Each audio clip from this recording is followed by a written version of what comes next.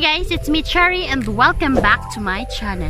So for today's video guys is pag-uusapan natin ang mga common mistakes or mga biggest mistakes ng mga small content creators like me. I know nagawa ko na ito before at di ko gustong ma-experience nyo ito ngayon, lalong-lalo na sa mga kasisimula pa lang. At ito din yung gusto kong baguhin sa channel ko ngayon. Disclaimer guys, hindi pa marami ang subscriber ko at saka hindi pa ganun karami din ang views ko.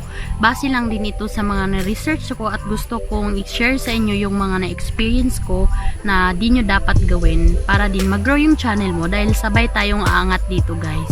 So today, I will be sharing 6 biggest mistakes na hindi nyo napapansin at isa ito sa makaka-apekto sa pag-grow ng channel mo.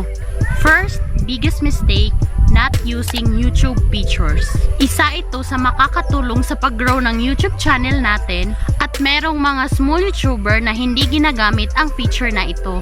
Napapansin ko guys, since naglagay na ako ng end screen sa video ko at cards, yang makikita nyo sa taas, mas nagpa-pop up yung video ko sa homepage at mas sinasuggest ni YouTube yung video ko. Biggest mistakes, number 2, no script or outline. Importante talaga guys na meron kang guide bago ka mag-film at para organize yung video mo at di ka matatagalan sa pag-film. Kasi pag wala kang outline, makakalimutan mo yung mga importanteng line na dapat mong sabihin. At mas maganda din kapag nag-research ka muna bago ka mag-film para mas maganda yung quality ng video mo. At dahil dyan, mag-increase talaga yung views at subscribers mo. The third biggest mistakes is being perfectionist.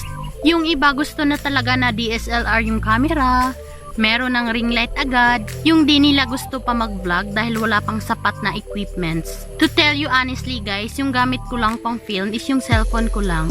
Dati is yung iPhone 6 Plus ko pero since maliit lang ang storage, ang ginagamit ko na ngayon ay itong Huawei P20 ko. Guys, yung lightning ko lang is natural. Kagaya nito, nandito ako sa bukid ngayon. Pero pag nasa bahay lang, kung ano yung ilaw ng kwarto namin, yun lang din ang lightning ko.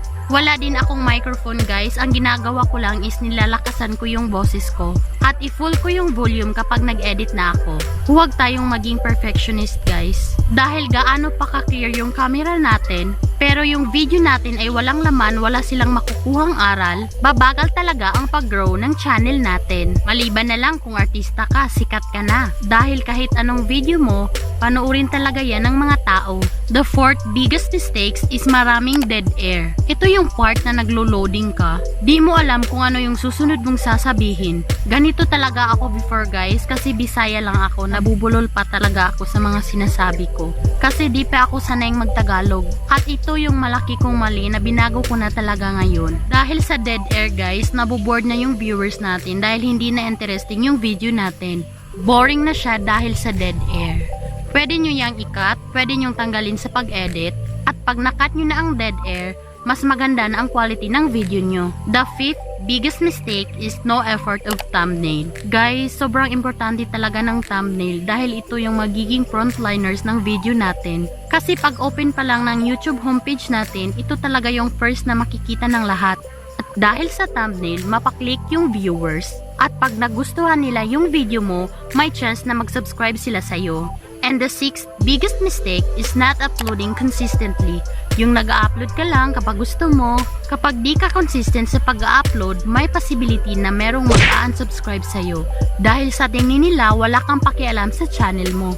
At kung matagal ka nang hindi nag-upload, hindi naman no-notify ng subscribers mo kung meron kang bagong upload. Mas importante talaga na mag-upload ka consistently. Kahit kaunti pa lang yung views mo, importante na dadagdagan siya. At ang pagiging consistent ay mas nire-recommend ni YouTube yung video mo. At meron pang possibility na mag-viral yung video mo. So yun po ang mga biggest mistake guys na dapat nyong iwasan. So that's all for today's video guys. Sana naman meron kayong natutunan sa video na ito at sana naman nagustuhan nyo ang video na ito. Sa mga hindi pa nakakapag-subscribe dyan, please mag-subscribe na po kayo at saka i-click nyo na rin yung notification bell para ma-update kayo sa mga bago nating uploads. Thank you so much for watching guys. Bye! See you on my next video!